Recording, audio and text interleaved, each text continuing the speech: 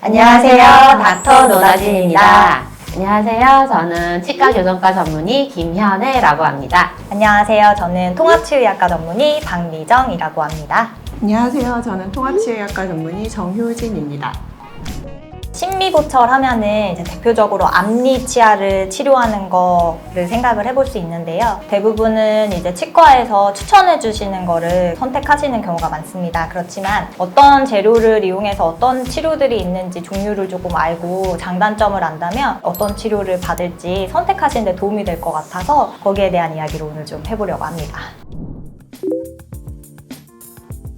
첫 번째로 이제 말씀드리고 싶은 거는 미백이에요. 미백은 사실 뭐 치료 종류에 넣지 않는 경우도 있지만 미백은 단순히 색만 바꿔주는 그냥 간단한 시술이기는 한데요. 나이가 들수록 제일 치아의 겉면에 있는 범랑질이 마모가 많이 되면서 안에 있는 상아질이 노출이 되고 치아색이 어두워져 보이는 경우가 굉장히 많고요. 또 변색의 원인이 외인성, 우리가 먹는 음식 색소에서부터 오기 때문에 나이가 들수록 당연히 이제 색소가 많이 들기 때문에 어두워집니다. 그래서 미백을 하시게 되면은 보통은 되게 망설이시거든요. 물어볼 때도 되게 수줍게 물어보세요. 이제 조금 연세가 있으신 분들은 제 나이에도 미백을 해도 되나요? 뭐 이런 식으로 아니면 딸이 했다는데 저희 같은 나이대에도 미백을 많이 하나요? 라고 이제 물어보시는 경우가 많은데 하셨을 경우에 굉장히 만족도가 높고요. 비용적으로도 가성비가 굉장히 좋은 치료이기 때문에 리터치를 또 굉장히 하고 싶어 하시는 분들이 많을 정도로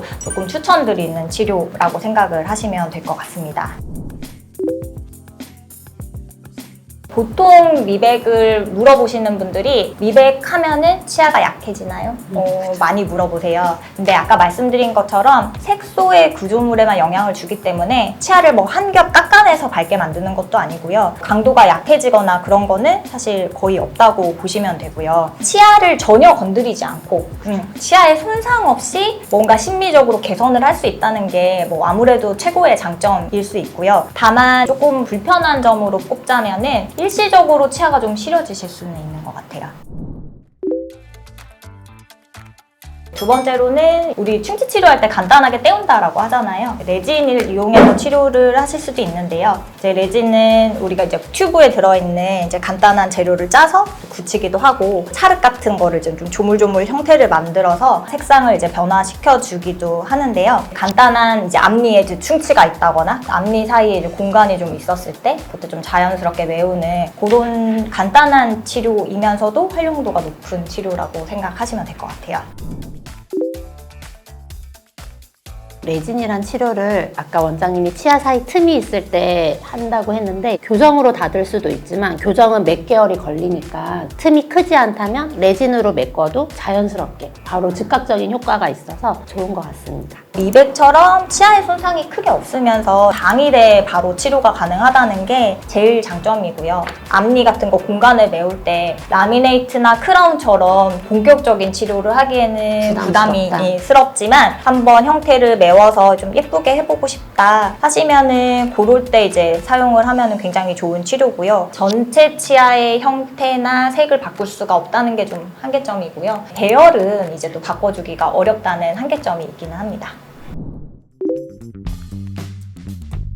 그리고 이제 다음에 소개시켜드릴 치료는 가장 대표적으로 이제 많이들 물어보시는 라미네이트 관련된 내용인데요. 라미네이트는 치아의 앞면에 도자기 같은 얇은 보호필름 같은 걸 한 면 입힌다라고 생각을 하시면 되고요. 이거를 하게 되면은 치아 전체 색상과 형태를 조금 바꿀 수 있고요. 앞에 설명드린 미백이랑 레진이랑 다르게 아주 약간의 배열을 조금 수정을 할 수 있어서 심미치료로 굉장히 각광을 받고 있는 치료다라고 생각하시면 좋을 것 같습니다.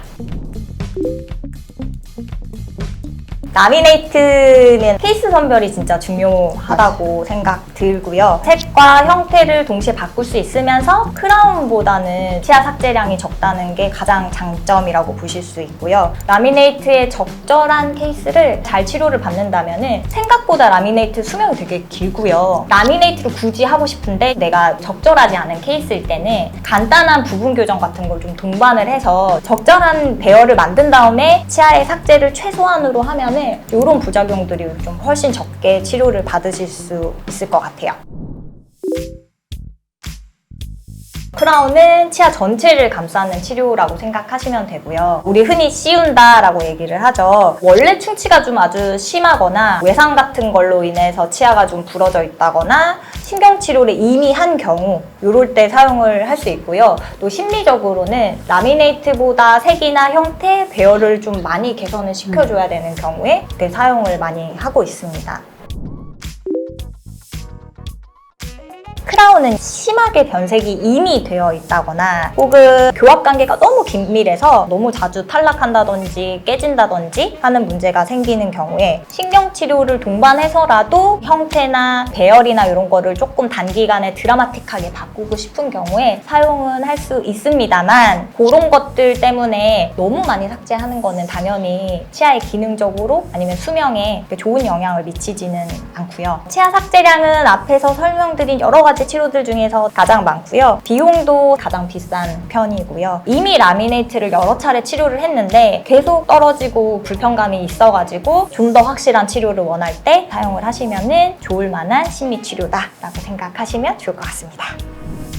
앞니 치료를 받을 때 제일 중요한 거는 케이스 선별. 어떤 치료를 할 건지 선택하는 게 제일 중요한데요. 케이스 선별을 하는 데 있어서 환자분들이 중요한 게 어떤 치료를 받아야 되겠다 정해놓고 오시기보다는 치과에 오셔가지고 전체 상태에서 어떤 치료가 좋을지 제안을 받아보시고요. 치과 의사한테 직접 장단점을 좀 들어보기도 하고요. 그런 정보들을 취합을 해서 최종적으로 결정을 해주시는 게 좋고요. 대부분의 케이스들은 사실 치과 의사 눈으로 보면은 답이 정해져 있기는 해요. 몇 개의 약간 보더 케이스들이 있거든요. 이런 경우에는 이제 환자분의 선택이 조금 필요한 경우가 있어서 그럴 때는 저희 이런 프로그램을 조금 참고를 해가지고 결정을 하는데 도움이 좀 되셨으면 좋겠습니다. 짧은 시간이기 때문에 궁금증을 다 해결하시지 못하셨던 분들도 계실 것 같고요. 더 궁금한 부분들이 있으실 수도 있을 것 같아요. 댓글 남겨주시면 제가 또 직접 확인하고 여러 가지로 필요한 정보들을 전달해 드릴 수 있도록 하겠습니다. 오늘 감사합니다.